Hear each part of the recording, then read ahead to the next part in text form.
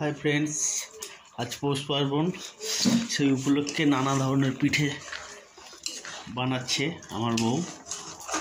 আর দেখুন, সবার প্রিয়, অত্যন্ত প্রিয় পাটিসাপটা তার পুর বানানো চলছে ঘরোয়া পদ্ধতিতে।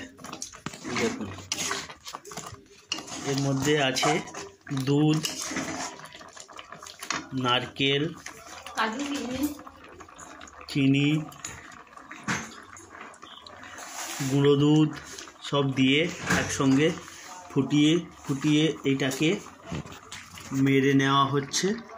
একদম মাখা বানানো হবে।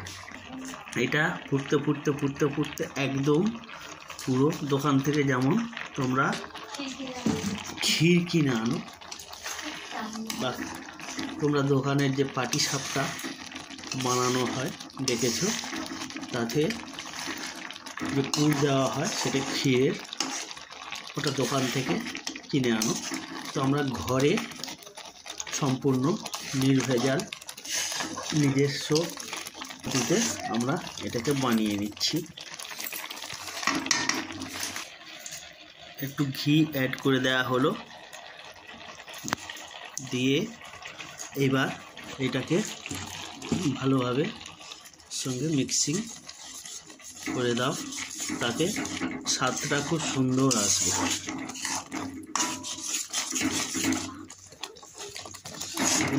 ফুটতে অনেকটা ঘন হয়ে এসছে। ফিরে এসছি 15 মিনিট পর। 15 মিনিটে দেখুন আমাদের এটা রেডি হয়ে গেছে। আমাদের পাটিসাপটার পুরটা রেডি হয়ে গেছে।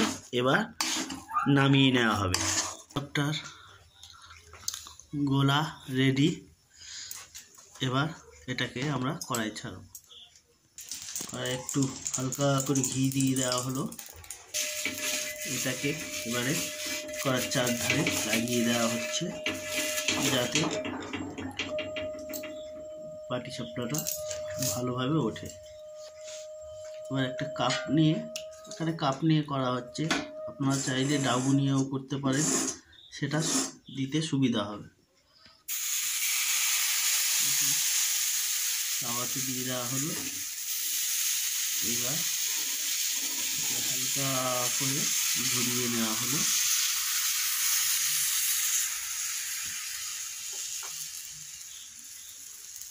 এটা একটু ছোট হলো, পরিমাণটা কম দেওয়া হয়েছে।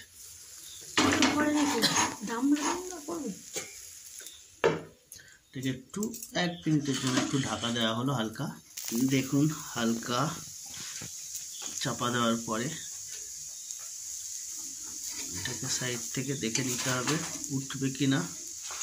প্রথমটা একটু অসুবিধা হয়, তারপর তাওয়াটা গরম হয়ে যাওয়ার পরে ধীরে ধীরে ভালোভাবে উঠতে থাকে।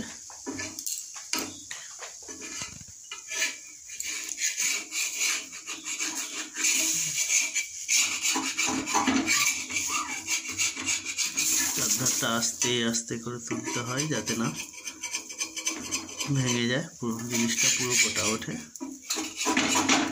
আঁচটাকে হালকা করে দেবেন।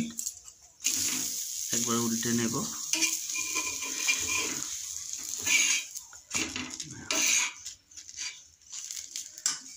এইবার আমাদের যে পুরটা আছে এটাকে এখানে দিয়ে দেবো পরিমাণ মতো, যে যেমন পারবে দিতে।